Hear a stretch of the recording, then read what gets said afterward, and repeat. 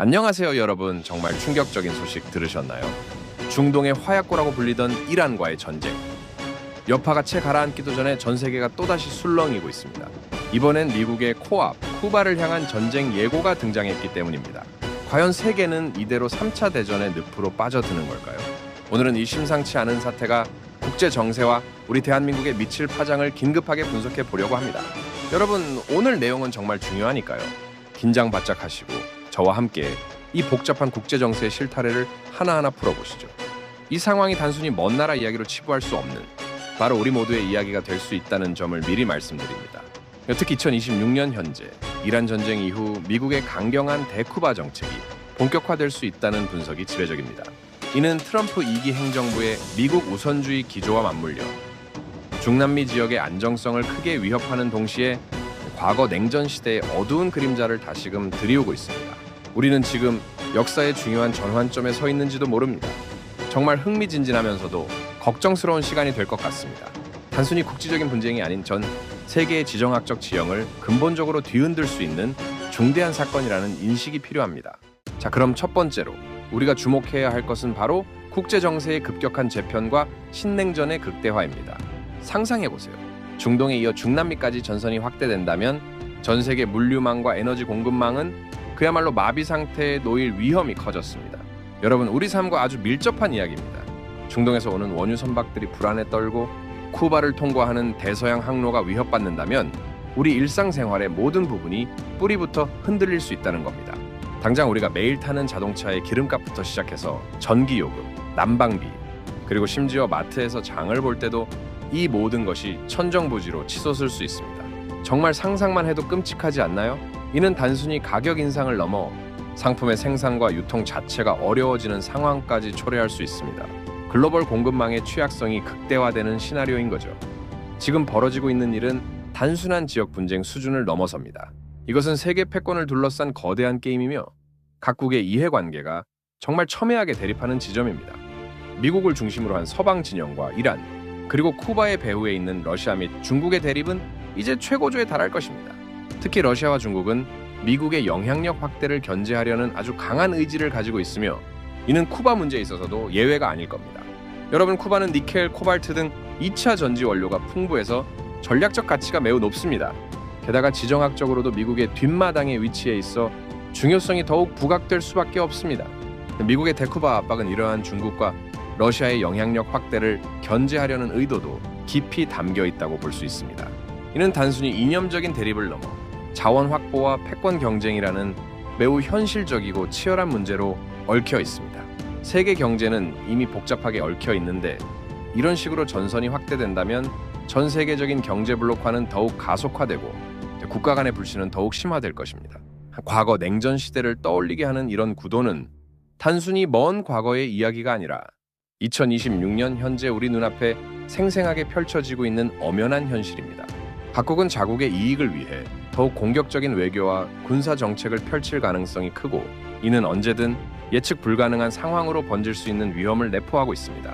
이러한 국제 질서의 재편은 단순한 지역, 갈등을 넘어 전 지구적 차원의 안정성을 뒤흔들 수 있는 잠재력을 가지고 있습니다. 다극체제의 강화는 예측 불가능성을 더욱 증대시키고 각국은 생존을 위해 더욱 전략적인 움직임을 보일 것입니다. 이는 국제법과 국제 질서의 무력화를 가져올 수 있으며 유엔과 같은 국제기구의 역할이 더욱 중요해지는 동시에 그 한계를 시험하는 장이 될 것입니다.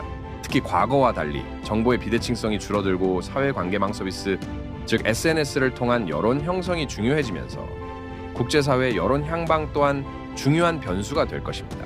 하지만 동시에 국가 간 정보전과 심리전도 더욱 치열해질 수 있어서 진실과 거짓을 분별하는 능력이 그 어느 때보다 중요해집니다. 이러한 복잡한 다자적 관계 속에서 우리 대한민국이 설 자리를 마련하는 것은 결코 쉽지 않은 과제가 될 것입니다. 정말이지 머리가 아파오는 상황이 아닐 수 없습니다. 우리는 이러한 정보전의 홍수 속에서 국익을 지키기 위한 전략적 커뮤니케이션 능력을 강화해야 합니다. 거짓 정보나 선동에 휘둘리지 않고 객관적인 시각으로 국제 정세를 판단하는 국민적 역량 또한 중요해질 것입니다. 정부와 국민 모두가 현명하게 대처해야만 하는 절체절명의 시기입니다. 그렇다면 수출 주도 국가인 대한민국에는 어떤 영향을 미칠까요? 가장 뼈아픈 타격은 바로 경제입니다. 국제 유가는 다시 한번 천정부지로 치솟고 고환율과 고물가 현상이 우리 경제의 목을 조일 것입니다.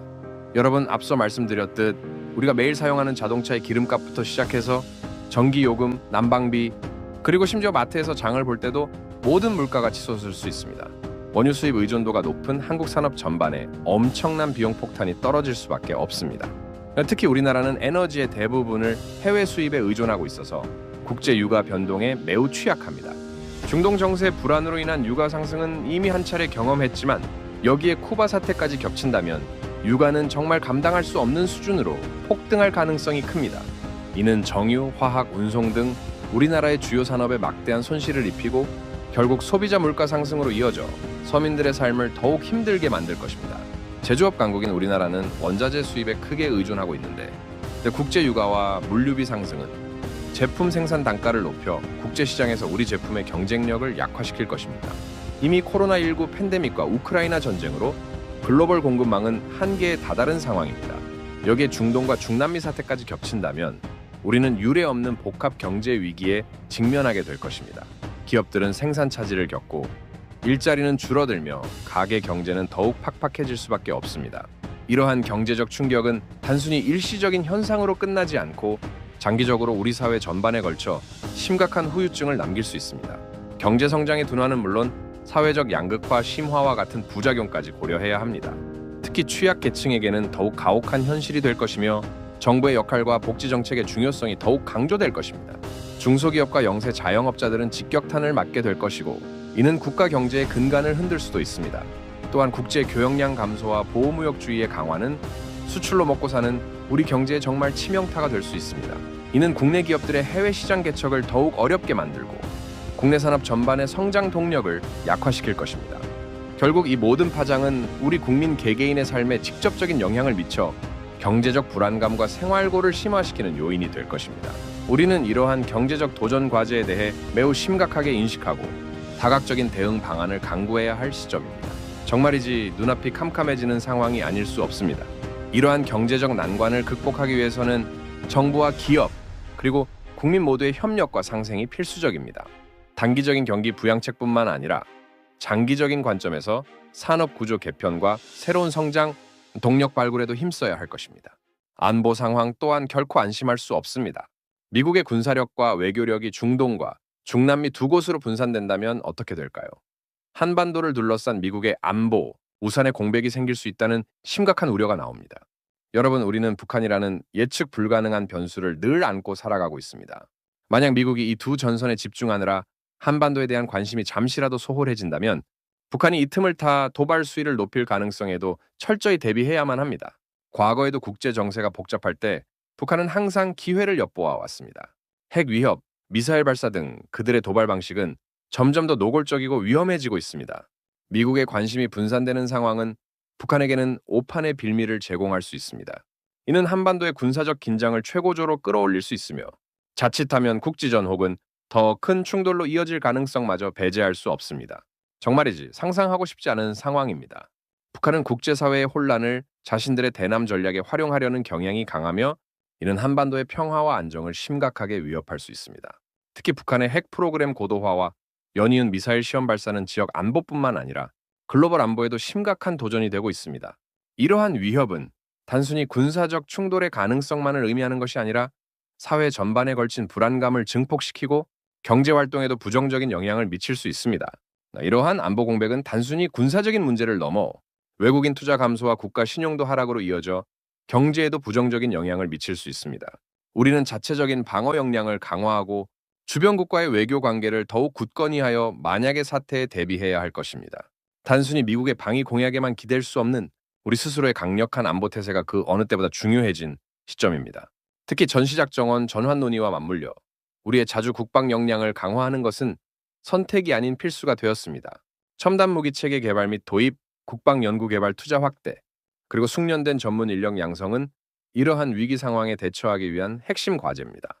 또한 국제사회와의 긴밀한 공조를 통해 북한의 도발을 억제하고 한반도의 평화와 안정 유지에 기여하는 외교적 노력도 병행되어야 합니다. 이는 동맹국인 미국과의 관계를 더욱 공고히 하는 동시에 중국과 러시아 등 영내 주요 국가의 전략적 대화 채널을 유지하는 것을 포함합니다. 복잡한 국제 안보 환경 속에서 한국은 능동적이고 선제적인 외교 안보 전략을 수립하여 국익을 극대화하고 위협을 최소화해야 합니다. 정말이지 어려운 숙제가 아닐 수 없습니다. 우리는 단순히 방어적인 자세를 취할 것이 아니라 한반도 평화 프로세스를 주도적으로 이끌어 나가기 위한 외교적 지평을 넓혀야 할 때입니다.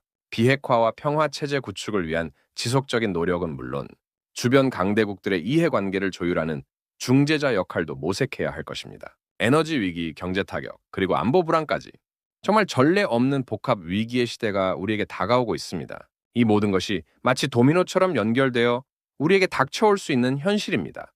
이러한 복합 위기는 단순히 개별적인 문제로 접근할 것이 아니라 상호 연관성을 가지고 전방위적으로 접근해야 합니다. 우리 정부의 치밀한 외교 전략과 기업들의 공급망, 다변화 등 정말 뼈를 깎는 생존 전략이 그 어느 때보다 절실한 시점입니다. 과거의 경험을 반추하고 현재의 위협을 정확하게 인식하며 미래를 위한 선제적인 대응을 마련해야 합니다. 이러한 위기 상황은 단순한 어려움을 넘어 우리 사회의 시스템 전반을 점검하고 혁신할 수 있는 기회로 삼을 수도 있습니다. 정부는 단순히 외교적인 노력에 그치지 않고 국민들의 삶을 안정시키기 위한 경제 정책과 비상 계획을 마련해야 합니다. 예를 들어 에너지 가격 급등에 대비한 비축유 확보 및 대체 에너지원 개발, 투자 확대, 취약계층 지원 강화를 통한 사회 안전망 확충 등이 필요합니다. 특히 신재생 에너지로의 전환을 가속화하고 에너지 효율을 높이는 정책은 장기적인 관점에서 국가의 지속 가능성을 확보하는 데 필수적입니다. 또한 물가 안정을 위한 다각적인 정책 수단을 강구하고 금리 인상 등 통화 정책과의 조화로운 운용을 통해 경제의 불확실성을 최소화해야 합니다.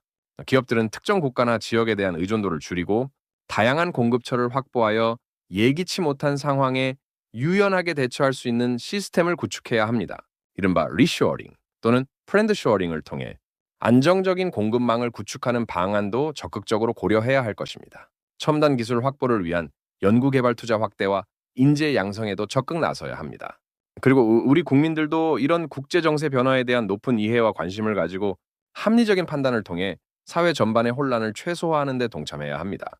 불필요한 공포심에 휩쓸리기보다는 정확한 정보를 바탕으로 현명하게 대처하는 자세가 중요합니다. 위기는 기회가 될 수도 있습니다. 이 복합적인 위기 상황을 슬기롭게 헤쳐나간다면 대한민국은 더욱 강력하고 회복력 있는 국가로 거듭날 수 있을 것입니다. 우리는 과거에도 수많은 위기를 극복해낸 저력을 가지고 있습니다.